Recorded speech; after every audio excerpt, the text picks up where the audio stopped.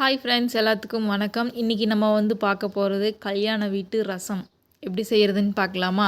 அதுக்கு ஒரு பாத்திரத்தில் நான் 4-5 தக்காளி, கொஞ்சமாக புளி, ஒரு ஸ்பூன் நாட்டு சர்க்கரை சேர்த்து ஒரு 2 நிமிஷம் போல் கொதிக்க வச்சுக்கிறேன். நல்லா கொதித்து வந்ததுக்கப்புறமா இப்போ நம்ம ரசம் பவுடர் மிக்ஸ் பண்ணிடலாம். அதுக்கு ஒரு பாத்திரத்தில் ஒரு ஸ்பூன் கடலைப்பருப்பு, ஒரு ஸ்பூன் துவரம்பருப்பு, ஒரு ஸ்பூன் சீரகம், 1/2 ஸ்பூன் மிளகு, 2 வரமிளகா, ஒரு ஸ்பூன் மல்லித்தூள், 1/4 ஸ்பூன் அளவுக்கு பெருங்காயத்தூள், இது எல்லாமே சேர்த்துட்டு நல்லா வறுத்துக்கோங்க. இப்போ நம்ம இதை எடுத்து ஆற வச்சிடலாம்.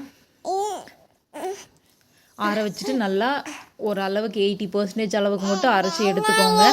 இப்போ தாளிக்கிறதுக்கு ஒரு பாத்திரத்தில் நான் நல்லெண்ணெய் சேர்த்துட்டு கடுகு சேர்த்து பொரிய விட்டுக்கோங்க. கடுகு பொரிஞ்சதுக்கப்புறமா பச்சை மிளகா, பூண்டு நான் தட்டி எடுத்து வச்சுருக்கேன், அதையும் சேர்த்துட்டு கருவேப்பிலை, ஒரு வரமிளகா, கொஞ்சமாக மஞ்சள் தூள் எல்லாமே சேர்த்துட்டு லைட்டாக வதக்கி விட்டுட்டு இப்போ நம்ம அரைச்சி வச்சுருக்க ரசம் பவுடரை கொஞ்சமாக மட்டும் சேர்த்துக்கலாம்.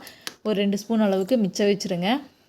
இப்போது நம்ம வேக வச்ச தக்காளியை மட்டும் நான் அரைச்சி பேஸ்ட் பண்ணி எடுத்து வச்சுக்கிட்டேன். தக்காளி சேர்த்து வதக்கி விட்டுட்டு நம்ம அந்த புளியை கரைச்சி ஊற்றிட்டு தேவையான அளவு தண்ணி ஊற்றி தேவையான அளவு உப்பு போட்டு ஒரு 2 நிமிஷம் கொதிக்க வச்சுருங்க.